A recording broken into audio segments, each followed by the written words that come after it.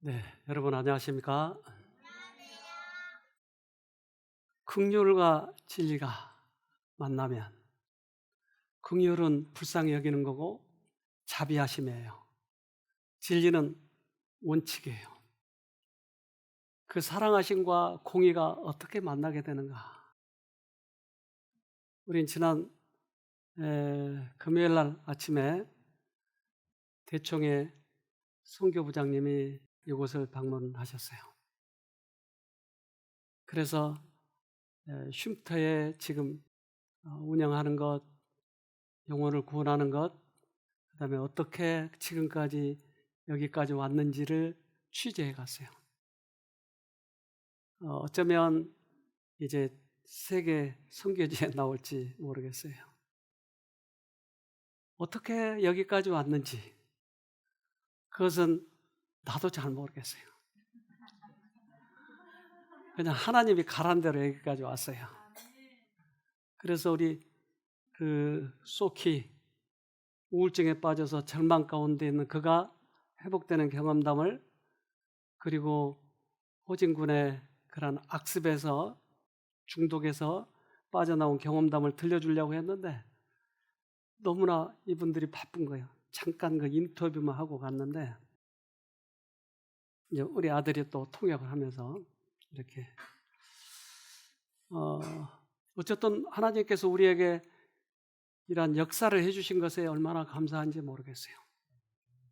이것은 저 혼자의 일이 아니고 우리 모두의 일이고 우리가 함께 경험해 왔던 길입니다. 이스라엘 백성은 언제나 12지파가 항상 이 성소를 가운데 두고 지내왔어요. 말하자면 시청각 교육이죠. 이 성소 안에서 일어나는 일들을 그 백성들에게 계속 알려주는 거예요. 그래서 성막이 둘러져 있고 가운데 성소가 지어져 있고 성소를 둘러 나누면 지성소와 성소가 있는 것이죠. 오른쪽에 가면 양을 잡는 제사를 드리고 가운데는 번제단이 있고 물두멍이 있고 또 성소 안에 들어가면 오른쪽에 떡상이 있고 왼쪽에는 촛대가 있고 맞은편은 분향단이 있어요. 그 분향단 너머에는 지성소가 있는 것이죠. 그런데 이러한 그 성소에 대해서 언제나 매일 보도록, 매일 이 성소 제도를 통해서 예수님이 우리들에게 어떻게 하시는지 이러한 것을 보여주신 것이에요. 특별히 지성소 안에 있는 아주 중요한 물건이 있는데 아세요? 네, 법궤. 법궤가 있는데 그 법궤 속에는 뭐가 들어있어요? 십계명이 들어있죠. 그런데 법궤가 있고 그 뚜껑 위에 이제 두 천사가 이렇게 돼 있는데 그 뚜껑을 뭐라고 그러죠? 쉬운 자. 네. 출애굽기 25장 21절 속죄소를 궤 위에 얹고 내가 내게 줄 증거판을 궤 속에 넣어라. 근데 증거판, 즉 율법 위에 속죄소를 뚜껑이라고 그랬어요. 그러니까 법이 있고 법에서 우리가 죄를 지었으니까, 법이 없으면 뭐가 죄인지 모르니까. 그러니까 법이 있고 법을 어긴 사람에게 죄를 용서해 준다라고 하는 의미로 속죄소예요. 근데 속죄소를 또 다른 말로 이렇게 얘기해요. 지성소에 있는 증거궤는 속죄판으로 덮으라. 또는 법궤 또는 속죄소 또는 시은좌. 속죄소를 시은 자라고도 하네요. 그러니까 죄는 졌지만 은혜를 베풀어 준다. 시은 자. 은혜를 베풀어 주셔서 그들을 구원하시는 것이에요. 그런데 무조건 은혜를 베풀어 주시면 죄인지 뭔지도 모르면 은혜를 받는 사람도 내가 왜 은혜를 받는지도 모르고 뭐가 죄인지도 모르고 그러면 또 다시 엉망진창 살고, 그러니까 법이라고 하는 것을 항상 두고 그 법을 어기면 감옥에 가는데 그 감옥에 가는 것을 면해 준다. 왜? 예수님이 대신 죽으셨으니까. 그래서 법궤와 시은자가 있는 것이죠. 법궤 속에 안치된 하나님의 율법은 의와 심판의 대원칙이었다. 그 율법은 위반자에게 사형을 선고하였다. 그러나 그 율법 위에 속죄소가 있었고 그 위에는 하나님의 임재가 나타났으며 거기로부터 속죄의 공로로 말미암아 회개한 죄인에게 사유하심이 허락되었다. 너가 죄를 졌어. 그러나 그것을 사유해 준다 이 말이에요. 저는 우리 둘째 아들이 저는 될 수 있으면 공부하는 것을 그렇게 강조하지 않았어요. 그리고 제가 이제 전도를 하러 다니느라 이 용암리 바닥이 그의 놀이터에서 얼마나 신나게 노는지, 어떨 때는 지렁이라고 잡아온 것을 보니까 뱀 새끼를 잡아오고 밤을 따오고 얼마나 신나게 노는지. 그런데 얘가 이렇게 놀다 보니까 노는 아이들하고 좀 어울리게 되는 거예요. 이제 초등학교 6학년이 됐는데, 그때 당시는 이 교회 학교를 가려면 시험을 보고 들어가야 되는데 시험 보는 대수가 2대1, 3대1이었어요. 그러니까 이렇게 놀아가지고는 도저히 들어갈 수가 없는 거예요. 그래서 어느 날 꿈을 꾸는데 얘가 저 하늘에서 굴러 떨어져서 지옥으로 가는 거예요. 와, 갑자기 깨가지고, 그럼 얘가 교회 학교를 못 가면 그렇지 않아도 놀기 좋아하는 녀석 얼마나 또 엉망진창으로 살까, 이 생각이 들으니까 그 이튿날 제가 일어나가지고 너 이제 공부 안 하면 죽어. 너 그러면 하늘 못 가. 죽어. 내가 이 아이가 태어난 후로 가장 강력하게 이야기한 것 같아요. 한 번도 그렇게 이야기해 본 적이 없었어요. 그리고 엉덩이를 회초리로 때렸어요. 얘가 지옥 간다고 생각하니까 아빠 마음이 아주 복장이 터져버릴 것 같아요.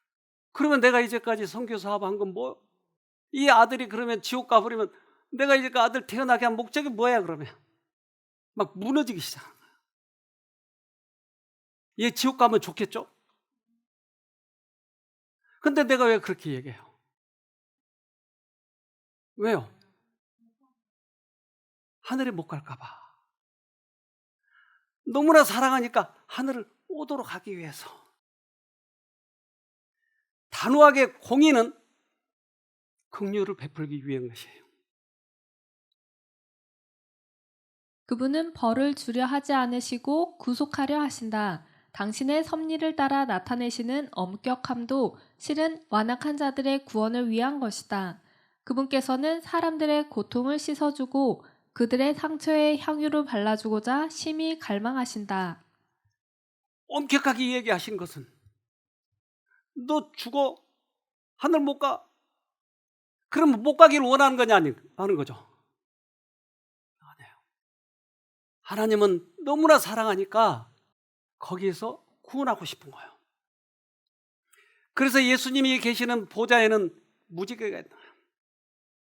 그것은 사랑의 표현이에요. 공의와 자비는 결국 하나였어요. 구름 속에 있는 무지개가 햇빛과 소나기가 한데 연합함으로써 생기는 것 같이 보좌를 두르고 있는 무지개는 자비와 공의에 연합된 힘을 나타낸다. 그래서 때때로 그 공의를 주장하는 거예요. 율법이 이렇게 됐잖아. 넌 죄졌잖아. 이렇게 지적을 해서 사람들을 구원하려고 하면 이거 하나님의 뜻과 맞지 않아요. 하나님은 사랑으로 구원하기 위해서 그에게 강력하게 이야기해서 돌아오도록 하기 위한 것이지, 공의는 따로 사랑과 구별된 것이 아니라고 하는 것이에요. 그래서 예수님은 십자가에서 당신의 사랑을 보여준 것이에요. 내가 네 죄 때문에 죽은 거야. 그러나 법은 변경할 수 없어.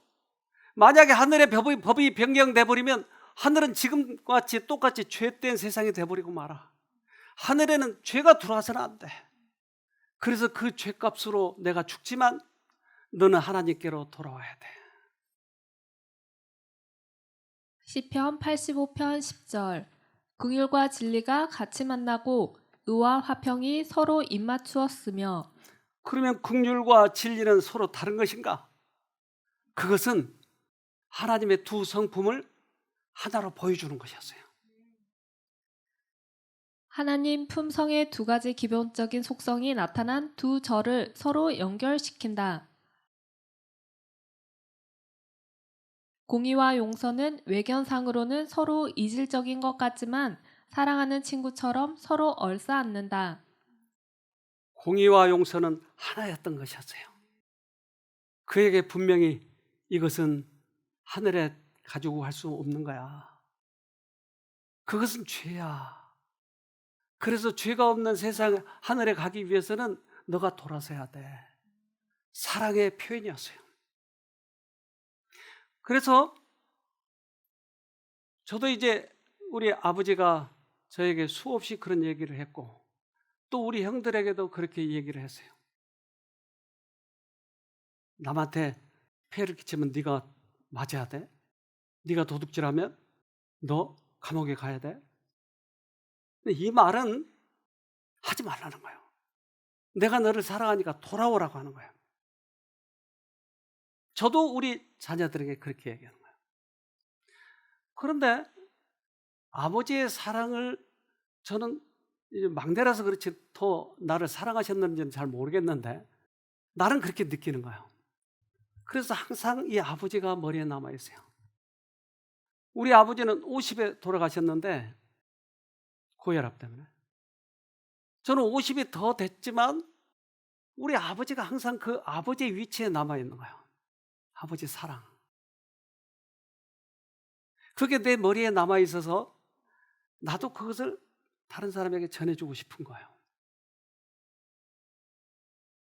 아버지의 사랑을 우리의 마음속에 간직하면 아버지를 사랑이라고 얘기해. 그런데 어떤 사람은 그 공의를 더 부각시키는 거야. 아빠가 나한테 너 죽는다고 그랬어? 원래는 사랑인데. 그러니까 내가 그 사랑을 어떻게 받아들이냐에 따라서 하나님을 어떻게 생각하느냐를 결정하는 것이에요. 긍휼히 여기는 자는 신의 성품에 참여하는 자들이다. 그러므로 그들 안에는 하나님의 자비로운 사랑이 나타난다. 무한한 사랑이신 하나님과 일치되는 마음을 가진 모든 사람은 남을 교화시키기 위해서는 힘을 쓰되 남을 정죄하지는 않는다. 두 가지 측면으로 볼 수 있다 이 말이죠. 그래서 공의를 강조하게 되면 내가 하나님의 사랑을 잘못 오해하고 있다. 그러나 다른 사람들을 교화시키기 위해서 사랑으로 이끌고 있는 사람은 제대로 하나님의 사랑을 받아들이고 있는 사람이다. 우리는 남녀간에도 서로 사랑을 해요. 여러분 사랑해봤어요? 한 사람만 해봤네요. 뭐가 찌릿찌릿할 거죠 이거? 그러면 손잡고 하면 뭐가 나와요? 옥시토신 나오는 거예요. 엔돌핀도 나오고 옥시토신도 나오고. 그러면 사랑을 하네요. 그래서 미국의 심리학자가 이 옥시토신, 엔돌핀 이런 걸 가지고 연구를 해봤어요. 남녀들 여러 쌍을 가지고 이 옥시토신 나온 양, 도파민이 나오는 양과 그들의 사랑의 기간, 이것을 실험해 봤어요. 예를 들면 우리들이 결혼하면 그 좀 실증 나는 기간이 있죠. 권태기. 예. 몇 년가요? 2년 반? 2년 반은 이제 헤어져야죠. 그 기간이 있는데 이 사람이 그걸 가지고 연구했는데 한번 들어봅시다. 그런데 새로운 사실이 발견됐습니다. recently put 15 people who were married an average of 21 years. And we found some things that were exactly the same as people who had just fallen happily in love. Near the base of the brain, the ventral tegmental area that makes dopamine and sends dopamine to many brain regions. So basically, we've been able to prove that you can remain in love, not just loving, but in love long term. 와, 15년, 20년 돼도 그 도파민이 그대로 나오고 있었다고 하는 거예요. 아까 권태기 2년이라고 생각하는 사람 좀 회개하시길 바랍니다. 우리 권태기가 있다고요? 없다고요. 예수님의 사랑을 받으면 우리도 끊임없이 사랑을 베풀고 사는 것이죠. 그러니까 예수의 사랑을 내가 받았느냐 못 받았느냐에 따라서 우리들의 생애가 달라져 버리는 것이에요. 그러니까 예수님의 사랑을 받으면 우리가 법을 지키는 거예요. 법과 사랑이 따로 있는 것이 아니고 예수님의 사랑, 긍휼을 받으면 공의가 우리 안에 있다고 하는 거예요. 따로 구분하면 안 돼요. 그래서 예수님은 사랑하시니까 우리를 위해서 돌아가셔서 이제부터는 법을 지킬 필요가 없다고 하는 것은 사랑을 잘못 받고 있다는 얘기예요. 사랑이 들어오면 그것이 다시 같이 공존하는 거예요. 미가서 6장 8절 사람아 주께서 선한 것이 무엇임을 내게 보이셨나니 여호와께서 내게 구하시는 것이 오직 공의를 행하며 인자를 사랑하며 겸손히 내 하나님과 함께 행하는 것이 아니냐. 네. 예수님이 우리를 사랑하신 것을 내가 받아들이면 공의와 자비가 우리 안에 있다고 하는 거예요. 그러니까 말씀대로 살아가면서 사랑을 베풀고 살아가는 것이에요. 그런데 이 에너지가 끝나버렸을 때 우리는 공의만 주장하고 사랑은 말하지 않아요. 그게 끝나버리면 사랑에 빠지면 복측 피계 영역에서 도파민이 분비되어 일종의 중독 상태에 빠집니다. 그러나 사랑이 식으면서 도파민 분비는 중지되고 남녀 사이의 끌림은 사라집니다. 그것이 없다고 하는 증거예요. 우리 안에 도파민이 끝나버렸다는 얘기예요. 예수님과의 사랑이 없어져 버렸다는 얘기예요. 그러면 우리 안에 그 기쁨, 이것이 사라지면 어떻게 사람이 변할까요? 요즘에 중독의 문제가 그런 거예요. 우리 뇌에는 보상회로가 있는데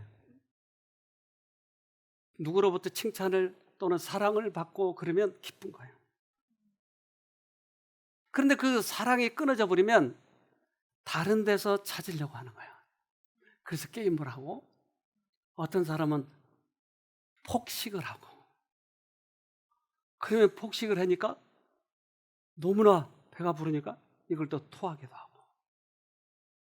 왜 그걸로 빠졌어요? 사랑. 하나님과의 사랑의 관계가 끊어져 버리니까. 그런데 그 이치를 모르면 이 사랑을 받지 않고 어떻게든지 그 중독에서만 빠져나오려고 하니까 그렇게 힘이 드는 거예요. 이 세상에 어디에 가도 그걸 해결할 수 있는 방법이 없어서 여기 온 사람이 있었어요. 7년 동안이나. 그래서 여기에 왔는데 우리 이 아가씨 얘기 좀 들어봅시다. 저는 되게 오랫동안 사실 폭식을 하고 한 5년, 6년 동안 폭식을 하고 그걸 다 개어내는, 토를 하는 그 습관이 있었어요. 그래서 사실 저는 여기 오기 전까지 5년에서 6년 정도는 식사를 한 번도 일반적으로 해본 적이 없어요. 네. 그냥 식사를 소화를 해본 적도 없고요. 그냥 정말 한 번씩 죽을 것 같을 때 뭐 수액 맞고 이런 식으로 해서 살고 했었는데 그게 정말 제가 거기에 밖에서 모든 걸 다 해봤던 것 같아요. 손발을 묶어놓기도 해봤고 정말 약을 먹고 기절하게 저를 만들어 보기도 했고 그런데도 제가 기어서라도 먹고 토하고 이렇게 하더라고요. 그러니까 뭐 약이나 뭐 어떤 방법으로는 제가 안 되더라고요. 정말 강력한 법을 써봐도. 그런데 여기 와서 처음으로 그냥 밥을 먹고 소화를 했어요. 정말 근데 그게 처음에는 정말 너무 몸에 독이 들어간 것처럼 견딜 수가 없더라고요. 근데 제가 원래 24시간이 하루가 있으면 먹는데 아침 3시간, 점심 3시간, 저녁 3시간 쓰고 토하는데 한 2시간 쓰면 제 시간이 전혀 없었어요. 생각을 전혀 할 수가 없었고 제가 뭘 하려고 하면 책을 읽는다든지 뭐 누구한테 연락을 한다든지 뭐 이럴 수가 전혀 없어서 그냥 24시간이 저는 먹고 토하는데 다 있었는데 여기 와서 하루가 너무 긴 거예요. 그 시간이 다 제가 하나님이랑 보낼 수 있는 시간이 다 있는 거예요. 그때 음식보다 달콤한 그 하나님과의 시간을 처음 맛보면서 그걸로 버텼던 것 같아요. 그때 음식을 소화하고 있는 그 괴로움을 그거보다 달콤한 하나님과의 시간으로 버텼던 것 같습니다. 그 달콤한 시간, 폭식해서 이걸 충족시켜 보려고 했는데 이걸 끊으려고 하니까 우리들의 이 뇌 보상의 회로는 이걸 용납하지 않는 거예요. 거기서 기쁨을 얻고 있었기 때문에. 그런데 하나님으로부터 이 기쁨을 얻으니까 이게 끊어지는 거예요. 이게 큰 원칙이에요. 하나님의 사랑이에요. 하나님의 사랑을 받으면 그게 모든 게 달라져 버린 거예요. 그래서 하나님과의 관계를 끊기 위해서 하나님을 오해시키는 것이 사단이 하는 일이에요. 하나님을 오해시키면 하나님과의 관계가 멀어지면 사단의 밥이 되는 거예요. 우리는. 그래서 하나님과의 관계가 끊어지면 나타나는 현상이 죽고 싶다는 거예요. 근데 아까 그 얘기했던 그 아가씨가 이제 내가 살았으니까 주위에 있는 사람을 살리고 싶은 거예요. 자기 동생 누구를 살리고 싶은 거예요. 근데 특별히 할머니를 살리고 싶은 거예요. 할머니는 우울증과 허리 통증과 그리고 파킨슨병. 근데 그 할머니가 이곳에 오셔서 하나님을 만나기 시작하는 거예요. 이분 얘기도 좀 들어보도록 합시다. 안녕하세요. 반갑습니다. 저는 진주에서 왔습니다. 허리가 한 1년 전까지는 이렇게는 많이 이런 것 같지는 않은데 하루하루 조금 달라졌어요. 뒤로 넘어지고 자꾸 이제 파킨슨이 오고 병이 종합적으로 또 다른 병이 겹치더라고요. 그래가지고 나도 등급을 내니까 2등급이 나오더라고요. 저희 할머니가 이제 나이가 들어서 건강이 조금 안 좋아지시고 생각처럼 이제 세상 일들이나 뭐 경제적인 문제나 이런 문제들 때문에 우울증이 오시면서 갑자기 허리가 안 좋으셨고 뭐 이런 파킨슨들이 급격하게 나빠지시더라고요.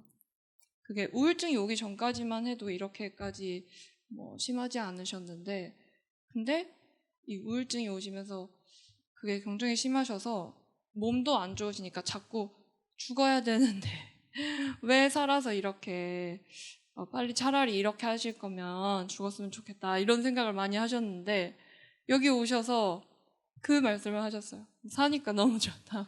그리고 이렇게 좋은 곳에 오게 돼서 너무 감사하다고. 첫날은 저랑 이렇게 원래 보행기 같은 걸 밀면서 산책을 하시는데 에코랜드 가서 2바퀴를 걸 때 굉장히 힘들어 하셨어요. 그런데 오늘은 그거 미는 거 없이 그냥 저랑 이렇게 걸으시고 말씀도 첫날은 제가 정말 짧은 성경절을 좀 준비를 해왔어요. 암송을 하려고. 근데 잘 안 외워지더라고요. 너무 오랜만에 이런 걸 하다 보니까. 근데 오늘까지 총 이제 3개 기억절을 쭉 연달아서 외우시는. 이제 그래서 저는 첫날 할머니를 이렇게 제가 모실 때 할머니가 저를 의지할 때 무게랑 오늘의 무게가 정말 확연히 느껴지거든요. 아, 할머니가 다리에 힘이 정말 많이 좋아졌구나. 사단은 어떻게든지 하나님과의 관계를 멀리하기만 하면 성공하니까. 그러면 죽고 싶은 거예요. 근데 왜 살고 싶겠어요? 밥이 맛있으니까? 왜 살고 싶겠어요? 하나님과의 관계가 회복이 되니까. 그렇게 가면 죽는 거야, 죽는 거야. 그렇게 하면. 그래서 하나님께서는 우리들에게 돌아오라고 하는 거예요. 근데 돌아오라고 하는 강력한 방법이 그렇게 가면 죽어. 그래서 우리에게 두렵고 떨리게 말씀하시는 거예요. 요한계시록 14장 7절 그가 큰 음성으로 가로되 하나님을 두려워하며 그에게 영광을 돌리라. 이는 그의 심판하실 시간이 이르렀음이니 하늘과 땅과 바다와 물들의 근원을 만드신 이를 경배하라 하더라. 심판을 제시한 이유는 우리를 벌하겠다고 미워서 그런 게 아니고 돌아오도록 하기 위해서. 돌아오도록. 강력하게 빨리 돌아와. 빨리 돌아와. 지금도 많은 사람들이 이 하나님을 모르고 하나님을 두려워하는 거예요. 두려워하고 있다고 하는 도파민이 흐르지 않고 있다고 하는 얘기예요. 즉 하나님과의 거리가 멀어졌다는 얘기예요. 즉 사단에게 속았다는 얘기예요. 그리스도의 재림에 대한 기다림은 사람들로 하여금 주를 두려워하게 하며 죄에 대한 심판을 두려워하게 한다. 이것은 주께서 내려주시는 은혜를 거절하는 큰 죄에서 저들을 일깨워 준다. 일깨워서 돌이키도록 하기 위한 것이 하나님의 심판할 시간이 됐어. 빨리 돌아와. 근데 사람들은 공의는 어떻고 사랑은 어떻고 이렇게 자꾸 분리해서 생각하려고 하고 서로 반대편에 있는 양 생각하는 거예요. 그런데 공의와 긍휼은 하나였어요. 그래서 긍휼과 진리는 하나였던 것을 하나님은 여러 가지를 통해서 우리에게 보여주시는 거예요. 요한계시록 14장 12절 성도들의 인내가 여기 있나니 저희는 하나님의 계명과 예수 믿음을 지키는 자니라. 하나님 계명과 예수의 믿음은 하나였어요. 따라서 우리 마음에 예수님이 오시면 우리는 다른 사람을 교화시키기 위해서 애를 써요. 하나님의 사랑을 다른 사람에게 나눠주기를 애를 쓰는 거예요. 탕자의 비유처럼 그 둘째 아들은 돌아왔어요. 근데 큰 아들은 그것에 대해서 좀 못마땅하게 생각했어요. 근데 아버지의 심정은 언제나 돌아오길 원하는 거예요. 돌아오길. 우리가 하나님의 사랑을 받으면 이것을 때때로 어떤 사람들은 둘로 분류해서 생각해요. 그러면 심판할 시간이 됐어. 그러면 무서워, 두려워. 그리고 다른 사람들에게 두려운 하나님을 자꾸 전하는 거예요. 그래서 예수 천당, 불신, 지옥을 무기로 지옥 보내버릴 거야. 이거 가지고 만약에 돌아온다면 무서운 하나님으로 아는 거예요. 똑같은 예수님의 사랑, 하나님의 사랑을 경험했지만 가인과 아벨은 서로 다른 제사를 드렸던 것이에요. 그래서 가인은 하나님을 두려워했고 아벨은 하나님을 사랑했어요. 그래서 예수님의 그 사랑의 표 양을 잡아 드렸던 것이죠. 로마서 11장 22절 그러므로 하나님의 인자하심과 엄격하심을 깊이 생각하십시오. 넘어진 사람들에게는 하나님의 엄격하심을, 여러분에게는 하나님의 인자하심을 보이셨습니다. 여러분이 계속해서 하나님의 인자하심에 머물러 있으면 하나님께서도 인자함을 베푸실 것입니다. 만일 하나님의 인자하심에 계속 머물러 있지 않으면 여러분도 잘리게 될 것입니다. 그래서 하나님의 성품을 하나는 공의로 보자. 엄격함. 또 하나는 자비로 보자. 그런데 자비로 사랑으로 보는 자는 구원을 받지만 엄격하고 그분은 무서운 분이라고 생각한 사람은 모두 다 잘리게 된다 이 말이에요. 왜? 사단에게 속았으니까요. 사단에게 속았으니까. 이스라엘 백성이 광야 생활을 하는데 그 광야 생활을 하는 중에 하나님께서는 얼마나 그들을 사랑했는지 몰라요. 낮에는 구름기둥, 밤에는 풀기둥에서 추운데 그들을 보호하셨어요. 그리고 그 사막에서 물을 내시고 만나를 내시고, 그러니까 그 하나님의 사랑과 또 한편으로는 하나님의 원격함을 양쪽으로 보여주신 것이에요. 그래서 아말렉 족속이 이 이스라엘 사람들을 괴롭힐 때 결국 아말렉 족속을 하나님께서 처분하셔요. 이걸 보고 있는데 여리고 성 안에 아합이라는 여자분은, 라합은 이걸 멀리서 소식을 듣고 보고 있는 거예요. 그런데 이 여리고 성 거의 대부분의 사람들은 이 하나님을 무서운 분으로 생각한 거예요. 그리고 정탐꾼이 왔을 때 그들을 잡아 죽이려고 했어요. 그러나 하나님의 그 위대하신 거, 하나님의 사랑을 기억하고 있는 라합은 그 정탐꾼을 살려주게 되는 것이에요. 이 모든 사건을 여리고 거민들이 잘 알고 있었고, 비록 그들이 순종하기를 거절하였을지라도 이스라엘의 하나님 여호와는 상처나지에 하나님이시니라는 라합의 확신에 동참하는 자들이 많았다. 가나안인들은 홍수전 사람들처럼 하늘을 모독하고 땅을 더럽히는 삶을 살 뿐이었다. 하나님의 사랑과 공의는 하나님을 배반하는 자와 인류의 원수들을 신속히 처형하기를 요구했다. 우리들의 생활 속에, 지금 신앙생활 속에 하나님을 어떻게 생각하느냐 하는 거예요. 그래서 항상 조금 뭔가 잘못하면 하나님에 칠 거야, 두려워가지고. 이렇게 신앙생활 한 사람들은 결국은 여리고성의 다른 많은 사람들처럼 멸망을 앞두고 있는 거예요. 그런데 하나님의 사랑, 이 큰 사랑, 우주의 사랑, 이 사랑으로 기억하고 있는 라합은 구원받았듯이 우리도 구원을 받을 것이에요. 히브리서 11장 31절. 믿음으로 기생 라합은 정탐꾼을 평안히 영접하였으므로 순종치 아니한 자와 함께 멸망치 아니하였도다. 하와가 왜 선악과를 먹었죠? 하와가 선악과를 먹은 이유는 하나님께서는 뭐라고 그랬죠? 근데 왜 먹었어요? 뱀이 어떻게 해요? 뱀이 하나님의 품성을 오해시킨 거예요. 하나님의 품성보다 사단의 말을 들어버린 것이에요.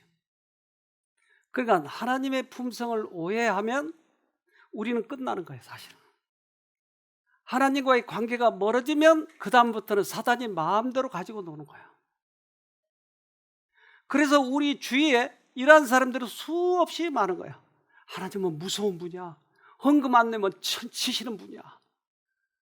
그래서 너무나 많은 교회에서 그렇게 하나님을 오해시키는 거예요. 돈 받기 위해서 하나님을 오해시키는 거예요.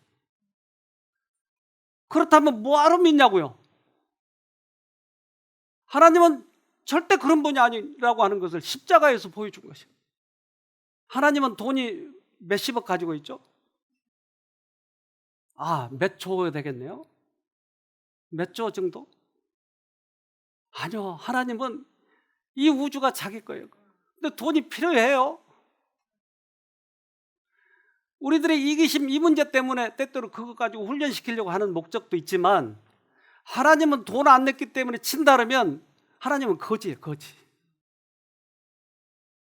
하나님의 큰 사랑을 오해시켜 놔버린 거예요. 잘못된 신앙이. 그래서 하나님과 거리가 멀어지면 우리는 밥이 돼버린 거예요. 밥이. 하나님을 오해하는 것이 그렇게 무서운 것이에요. 사단이 하와를 범죄하도록 유혹한 것은 하나님의 품성을 속이고 그분을 불신하게 함으로써였다. 죄악으로 말미암아 우리의 첫 조상들의 마음은 어두워지고 그들의 본성은 타락해지고 하나님께 대한 그들의 생각은 그들 자신의 편협과 이기심에 의하여 꼴지워졌다. 하나님의 그 품성, 그 넓고 넓은 자비, 은혜, 사랑은 없어져 버리고 사단의 속성을 우리가 가지고 있는 거예요. 그러니까 어려서부터 신앙을 했지만 이러한 가운데서 크면 하나님을 오해한 거예요. 아주 자연스럽게 오해하는 거예요.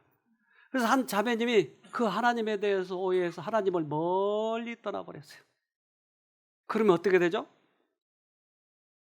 하나님 떠나면 사단이 가지고 노는 거예요. 근데 그 사단이 가지고 노는 너무나 인생이 고달프고 힘든 거예요. 그 많은 죄들은 결국 사단이 가지고 노는데 그렇게 사용해버렸기 때문에. 그러나 어떤 계기를 통해서 하나님을 다시 만나러 왔는데 그 하나님이 너무나 사랑과 은혜가 크다고 하는 것을 깨달으면서 과거가 너무나 속았다는 거예요, 자기가. 이분의 심정을 좀 들어봅시다. 제가 모태교인인데 크면서 대학교 올라가면서 교회를 아예 떠났던 것 같아요.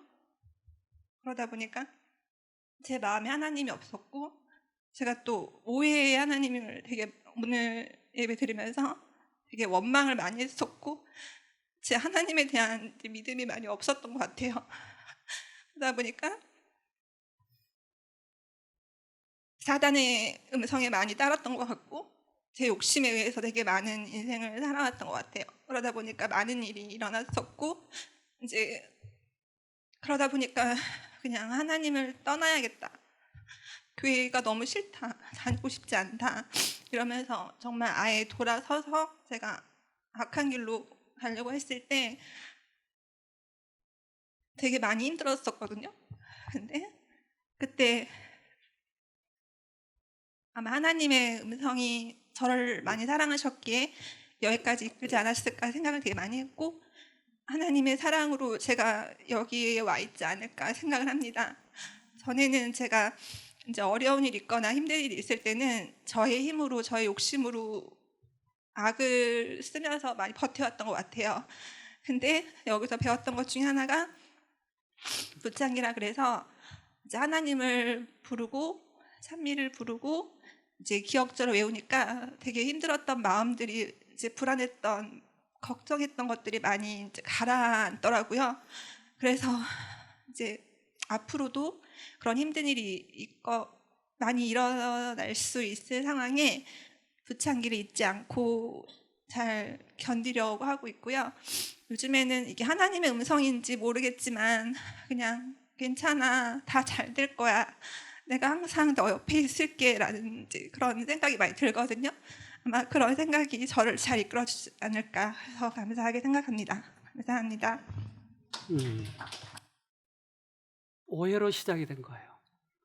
하나님과 멀리하기 시작하면서 나쁜 씨를 심으면 나쁜 싹이 나듯이 우리들의 생애가 그렇게 꼴찌어져 버린 거예요. 중요한 것은 내 힘으로 되는 것이 아니고 씨가 심어졌기 때문에 우리가 돌아가면 그 문제가 해결되건만은 우리 힘으로 거기서 벗어나려고 하니까 그렇게 힘이 드는 것이. 나쁜 씨는 나쁜 열매를 맺게 돼 있으니까요. 하나님의 선하심을 의심하는 것은 마치 나쁜 씨와 같아서 죄와 재난에 쓴 열매를 맺게 된다. 아, 그러네요. 그러니까 하나님을 부인하고 부정적으로 생각하고 그러면 씨가 들어와서 나쁜 열매를 맺게 만들어버린 거예요. 그렇다면 우리들의 인생길에 있어서 그것이 얼마나 고달픈지 몰라요. 근데 고달픈 것만 동정하는 게 아니고 돌이켜야 되는 것이에요. 즉 하나님께로 돌아와야 되는 거예요. 하나님의 사랑으로 돌아와야 되는 거예요. 오해가 크기 때문에 넘어갔으니까 이제는 오해를 풀어야 되는 것이에요. 그래서 그대로 가게 되면 결국 나무는 죽게 되는 거예요. 항상 생수를 받은 나무는 파랗게 싱싱하게 자라지만 씨가 잘못되면 이제 죄에 의해서 그 씨가 말라 비틀어진 것이에요. 우리들의 모든 질병은 바로 여기에서 기인되는 것이에요. 그래서 하나님께로 돌아오면 생명을 찾는 거예요. 그러면 우리들의 생애가 달라지는 거예요. 멋있고 행복하고 건강하게. 그러나 하나님 없는 데서 그걸 찾으려고 그러면 아무리 노력해도 잘 안 되더라 이 말이죠. 로마서 6장 23절 죄의 삭은 사망이요 하나님의 은사는 그리스도 예수 우리 주 안에 있는 영생이니라. 그래서 죄의 삭은 사망이라고 그러잖아요. 근데 예수께 돌아오면 뭐라고요? 생명이 되는 거예요. 영생이 되는 거예요. 이 문제, 근본적으로 이 문제. 어떤 한 가지 죄를 졌기 때문에 그것을 나를 자학하고 괴롭게 하는 것은 그것은 아직 큰 이치를 몰라서 그래요. 사단은 하나님과 멀리 만들어 놓고 죄를 짓게 만들어 놓고 그 죄진 그를 지적하고 냉정하게 하고 너는 죽어야 돼. 계속 자학하게 만드는 거예요.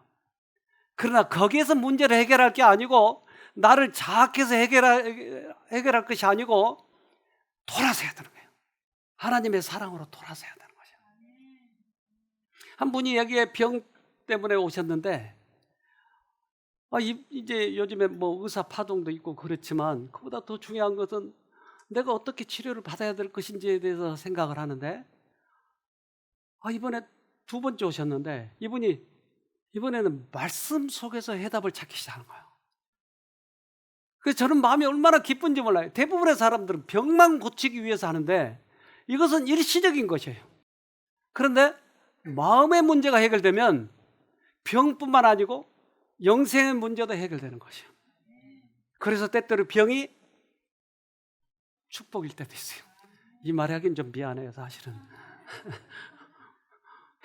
전화 이복의 계기가 된다 이 말이에요. 이분 얘기 좀 들어봅시다. 제가 1월 달에 한 일주일 여기 왔다가 간 적이 있는데요. 그때도 이제 병은 큰 것은 있고 또 쇼그렌 증후군으로 약을 먹고 있었어요. 눈에 약 넣는 거 하고 이제 눈에 눈물샘이 고장나고 목마름이 심해서 항상 어디를 갈 때마다 물병이 손에 쥐어져야지 됐었어요. 그래서 지금 먹는 약도 끊었어요. 쇼그렌 증후군 약을 끊고 지금 제가 운동을 갈 때 이럴 때 물을 항상 들고 다녔는데 요즘은 물도 안 들고 나가게 되더라고요. 그래서 너무나 그것도 감사하고요. 저는 수술 날짜를 잡아놓고 왔는데 이제 밖에 사람들이 저는 전화를 안 했어요. 그래도 최대한 전화를 사용 안 하려고 안 했는데 전화가 오면 걱정들을 하는 거예요. 그래서 내가 걱정하지 말라고 제가 어떻게 해주시겠지. 그때 가면 끝나겠지. 그러면서 이 전화를 안 받았으면 좋겠는 거예요. 그런 소리를 저는 듣고 싶지가 않은 거예요. 그래서 내가 전화를 맡겼어요. 전화를 맡기니까 너무 편해요. 그런 전화가 안 오니까 너무 편해요. 근데 이제 제가 지금 또 감사한 것이 그전에는 성경책을 봐도 아무것도 모르니까 그냥 교회만 왔다 갔다 했기 때문에 뜻을 모르니까 너무 재미가 없었어요. 정말 성경책을 조금씩 보다 보니까 이제 재미가 있어져 가지고 낮잠도 10분도 저 자지 않아요. 성경책 말씀 보면서 사모님 책 보면서 또 이렇게 이제 좀 보기 조금 힘들 때는 이제 MP3 들으면서 그렇게 하고 있어요. 그러는데 갑자기 그 말씀 중에서 그 무거운 짐진 자들아 다 내게로 오라 내가 쉬게 하리라 그 말씀이 그렇게 많이 보던 말씀이었는데 어느 날 그 말씀을 보는데 눈물이 확 쏟아지면서 이렇게 무거운 짐을 져주신다는데 왜 내가 못 맡기고 내가 하려 들었던가 이런 생각이 들면서 그 말씀이 이제 무슨 말씀을 보던 간에 다 저한테 하는 말씀인 것 같고 말씀이 너무 맛있어졌어요. 음식 맛있듯이 말씀이 이제 맛있어져가지고 이제 제가 말씀을 참 잘 보고 있어요. 정말 감사합니다. 제가 여기에서 지금은 그래서 수술 날짜가 잡혔든 수술이 어떻게 됐든 이제 걱정하지 않고 하나님께 다 맡기기로 했어요. 감사합니다. 네. 어떻게 될까요, 그럼? 맛있어졌잖아요. 하나님과의 관계가 생기기 시작했잖아요. 사망의 관계에서 생명의 관계로 전 기대하고 있는 거예요. 마음이 편해지면 우리는 낫게 돼 있어요. 그렇다면 영생은 어떻게 하면 영생을 얻을 수 있어요? 예수님을 알면 되는 거예요. 오해가 풀어지면 되는 거예요. 요한복음 17장 3절 영원한 생명에 이르는 길은 오직 한 분이신 하나님 아버지를 알고 아버지께서 땅 위에 보내신 예수 그리스도를 아는 것입니다. 네, 오해를 풀고 이제 이해하도록 합시다. 하나님은 절대 사랑이에요. 꼭 승리하기를 간절히 바랍니다.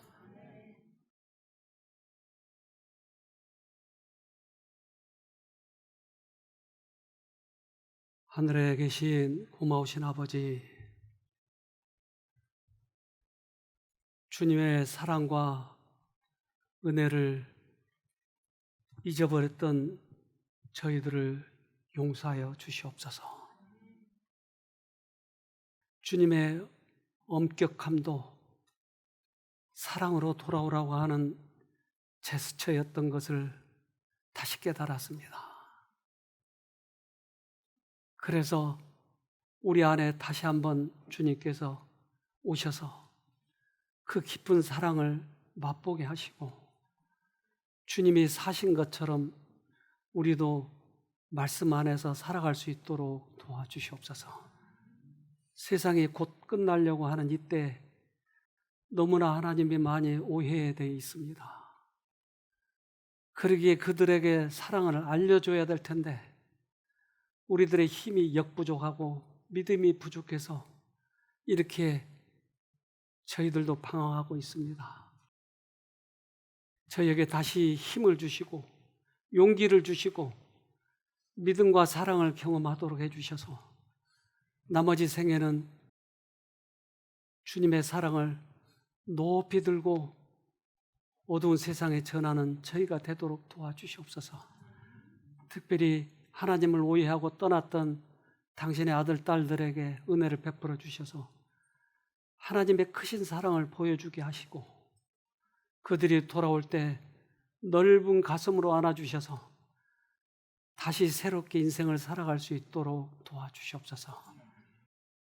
하나님께서 오늘도 찾아온 당신의 아들, 딸들에게 각 개인마다 사정을 하시오니 그들의 사정을 받아주시고 해결해 주시고 은혜를 베풀어 주셔서 가장 최고의 예배날이 되도록 축복해 주시옵기를 우리를 죄에서 구원하신 예수님 이름으로 기도합니다. 아멘.